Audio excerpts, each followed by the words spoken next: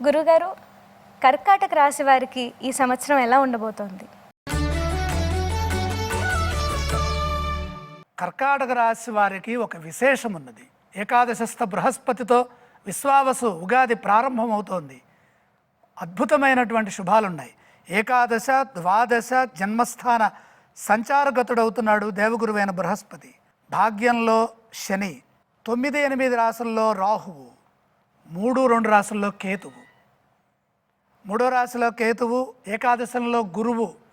అంటే 50% గ్రహబలం సహకరిస్తోంది.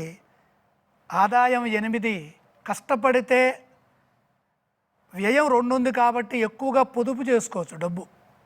అలాగే రాజపూజ్యం 7, అవమానం 3, గౌరవ పురస్కారాలు కూడా, ఉన్నత స్థితి కూడా లభిస్తుంది. కర్కాటక రాశి వారికి అదృష్టయోగం గ్రహబల రీత్యా 50% ఉన్నది. ఆదాయ వ్యయాలని అనుసరిస్తే 50% ఉంది.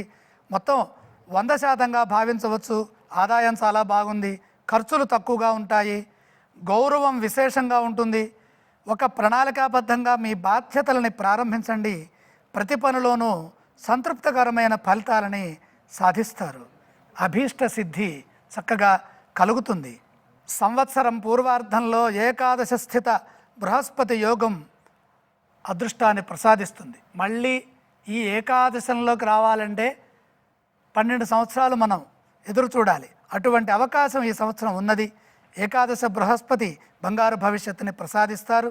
వచ్చిన ప్రతి అవకాశాన్ని సద్వినియోగం చేసుకోండి.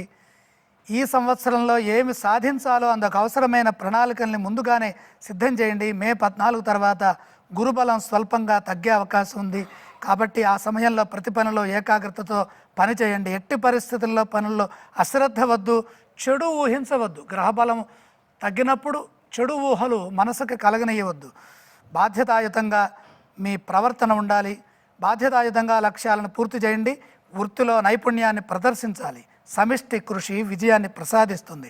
శని రాహువులు సహకరించట్లేదు కాబట్టి ఏ విషయాన్ని లోతుగా ఆలోచించవద్దు, మనసుకు తీసుకోవద్దు.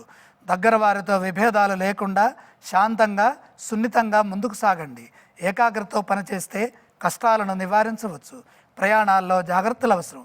కేతువు 3వ స్థానంలో సహకరిస్తారు కాబట్టి కేతు బలంతో ఆధ్యాత్మికంగా ముందుకు సాగండి. ఉత్తరార్ధంలో కేతు బలం లేదు కాబట్టి బుద్ధి బలాన్ని వినియోగిస్తూ తెలివిగా ఆలోచించి పనిచేస్తే అభివృద్ధిని, లక్ష్యాలను త్వరగా చేరుకోవచ్చు. కర్కాటక రాశి వారికి అదృష్టయోగం 50% ఉన్నప్పటికీ కూడా ఆదాయ వ్యయాలు అనుకూలిస్తున్నాయి కాబట్టి సంపూర్ణమైన ఫలితాన్ని పొందుతారు. విద్యలో ఏకాగ్రతతో చదవండి, మంచి ఫలితాలు సాధిస్తారు. వృత్తిలో స్థిరమైన అభివృద్ధి ఉంటుంది. ఆశయం నెరవేరుతుంది. ఉద్యోగంలో కొత్త అవకాశాలు, పదోన్నతులు ఉంటాయి. వ్యాపారంలో విజయాలు సాధిస్తారు. లాభదాయకమైన ప్రయత్నాలు ముందుకు సాగుతాయి. ఆర్థిక పరంగా ఆదాయం స్థిరంగా ఉంటుంది. కృషిని బట్టి ఆదాయం ఉంటుంది. అదృష్టం, బలమైన ప్రయత్నం ద్వారా అదృష్టాన్ని పొందుతారు. కార్యసిద్ధి విషయంలో ఆశించిన మేరకు విజయం లభిస్తుంది. కాబట్టి నాకు 50% ఉన్నదని కూర్చోకుండా సంపూర్ణమైనటువంటి ఆత్మవిశ్వాసంతో కృషి చేస్తే ఆదాయ వ్యయాల రూపంలో 50% ఉందిగా, ఈ 50, ఆ 50, 100% మనదే. కర్కాటక రాశి వారికి పరిపూర్ణమైన శుభయోగాలు యోగిస్తున్నాయి. ఇక దైవ ధ్యానం విషయంలో శని రాహువులు కొద్దిగా ఇబ్బంది కలిగించే అవకాశం ఉంది. శని ధ్యానం, రాహు ధ్యానం అవకాశం ఉన్నప్పుడల్లా చేస్తూ ఉండండి.